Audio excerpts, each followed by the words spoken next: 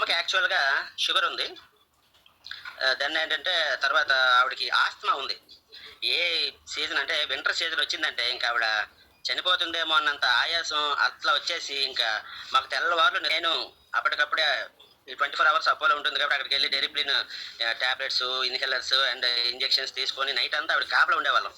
అటువంటి సందర్భంలో సరేలే ఆయన చెప్తున్నారు పోనీ ఒకసారి చూద్దాం అన్న ఉద్దేశంతో తీసేసుకున్నాను.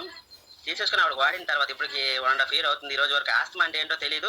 వింటర్ వచ్చిందంటే టెన్షన్ మీద చాలా ప్రశాంతంగా ఉన్నాం. ఈవెన్ షుగర్ కూడా ఈవిడ ఈ రోజు ఆవిడకి డాక్టర్ కూడా చెప్పేసాడు. షుగర్‌కి మీరు ఇంక మందులు వాడాల్సిన అవసరం లేదమ్మా.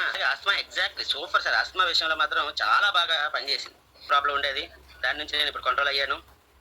అలాగే మా అమ్మ తమ్ముడు, మా మేనమామ ఆయనకి షుగర్, బీపీ వల్ల హెవీగా మెడిసిన్స్ వాడటం వల్ల 2 కిడ్నీలు ఫెయిల్ అయిపోయాయి. ఇంకా మేము పరామర్శకు వెళ్ళిపోయాం వాళ్ళ ఇంటికి. ఇంక చనిపోతాడు అనే ఉద్దేశంతో అందరం ఫ్యామిలీ పరామర్శకు వెళ్తున్నాం. వాళ్ళ అబ్బాయికి గత 1 మంత్ బిఫోర్ చెప్పాను. ఒకసారి వాడి చూడొచ్చు కదా, నేను వాడుతున్నాను, మా అమ్మకి బాగున్నది అని చెప్పాను. కానీ వాడు నమ్మలేదు. నమ్మకపోతే ఈలోగా 1 మంత్ అయిన తర్వాత వాళ్ళ ఫాదర్‌కి సీరియస్‌గా ఉండడం వల్ల ఆయన నాతో అన్నాడు, "అప్పుడు ఏదో చెప్పావు కదా, ఇప్పుడు నాకు రోజుకి 5, 6 వేలు ఖర్చు అయిపోతుంది డాక్టర్ల కింద." ఎగ్జాక్ట్‌లీ కంప్లీట్‌గా వాక్ చేసుకునే ఉంటున్నాడు. ఆయనకి తిరిగి వాళ్ళు ఏమంటున్నారంటే వాళ్ళు నన్ను తిడుతున్నారు తిరిగి. ఎందుకంటే ముసలాడు కదా ఇట్లా అల్లరి పెట్టేస్తున్నాడు. "ఒరేయ్ నువ్వు చేసిన పనికి చచ్చినోడు బ్రతికాడురా నాయనా, తిరిగి